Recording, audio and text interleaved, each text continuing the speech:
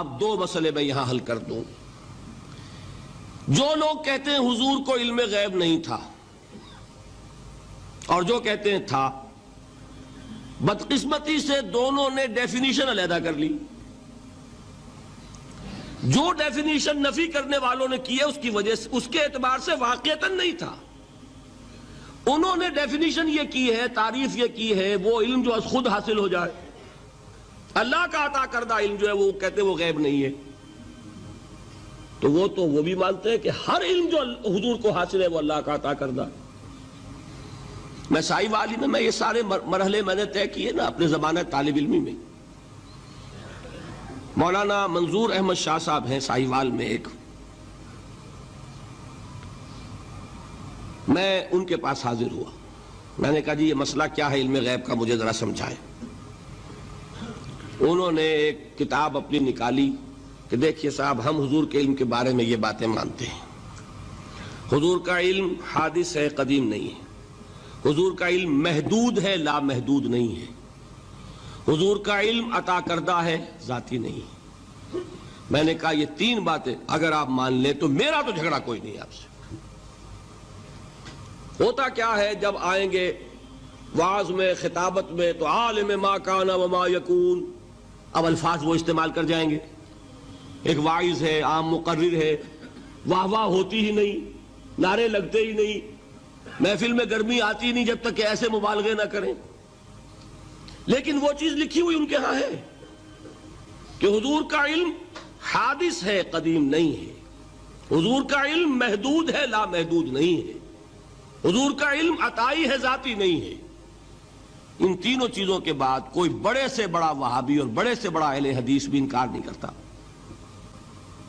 باقی یہ بات جان لیجئے کہ غیب اور حضور یا شہادہ یہ در حقیقت عام انسانوں کے اعتبار سے الفاظ استعمال ہوئے ہیں. جب قرآن میں کہا جاتا عالم الغیب والشہادہ، اللہ غیب اور جو ظاہر ہے یا موجود ہے سب کا جاننے والا ہے، تو مجھے بتائیے اللہ کے لیے کوئی غیب ہے؟ اللہ کے لیے کوئی شے غیب ہے؟ تو کیوں کہا جا رہا ہے عالم الغیب والشہادہ؟ وہ ہمارے اعتبار سے کہا جا رہا ہے. جو تمہارے لیے غیب ہے اللہ اس کو بھی جانتا ہے، اور جو تمہارے سامنے اللہ اسے بھی جانتا ہے. اللہ کے لیے تو کل شہادہ ہے.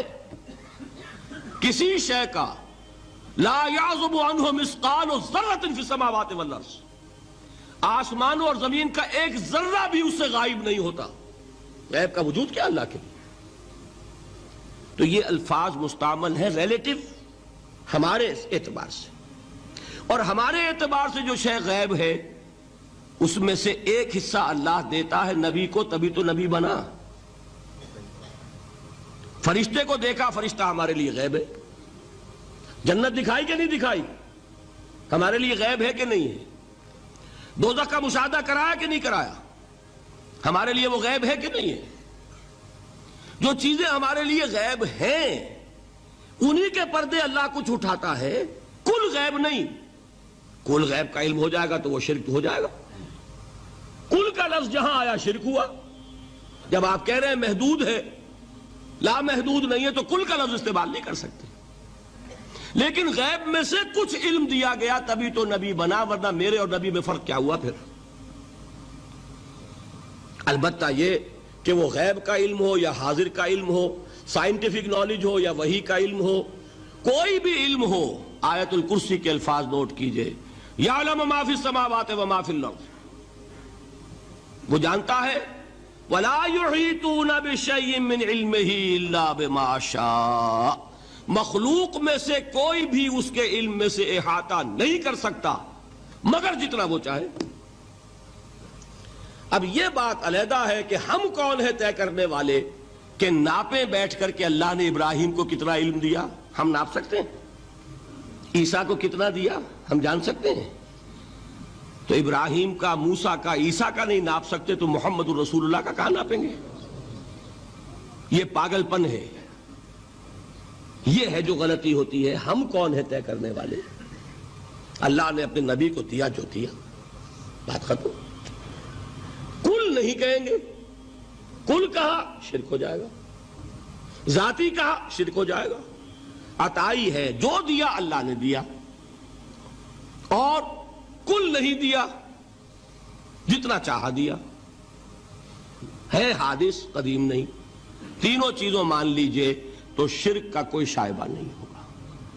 باقی جہاں ایک طرف قرآن میں وہ آیات ہیں کہ اللہ کے غیب کو کوئی نہیں جانتا، ٹھیک، وہاں یہ بھی ہے کہ لا یظہر غیبہ، لا یظہر علی غیبہ الا من ارتضی بالرسول، وہ اپنے غیب پر قابو نہیں دیتا مگر اپنے رسول میں سے جس کو چاہے. یہ دونوں آیتیں قرآن کی ہے کہ نہیں؟ اسی لیے در حقیقت جو غیب کی نفی کرتے ہیں حضور سے، وہ کہتے ہیں کہ از خود معلوم ہونے والی شے غیب ہے. ہم کہتے ہیں از خود تو کوئی بھی شے کسی کو معلوم نہیں، ہمیں حاضر کا علم بھی اللہ ہی دیتا ہے تو ہوتا ہے، غیب کا تو بہت دور کی بات ہے. یہ مسئلے بڑے سیدھے ہیں، خام خواہ ہم نے پیچیدہ بنایا ہوا ہے. خدا کے لیے ان مسئلوں کو سلجھائیے اور جوڑیے، کاٹنے کی بجائے جوڑنے کی فکر کیجیے کہ بھائی یہ اپنی اپنی جگہ پر علیحدہ علیحدہ تم نے تعریفیں کر رکھی ہیں اس لیے جھگڑ رہے ہو.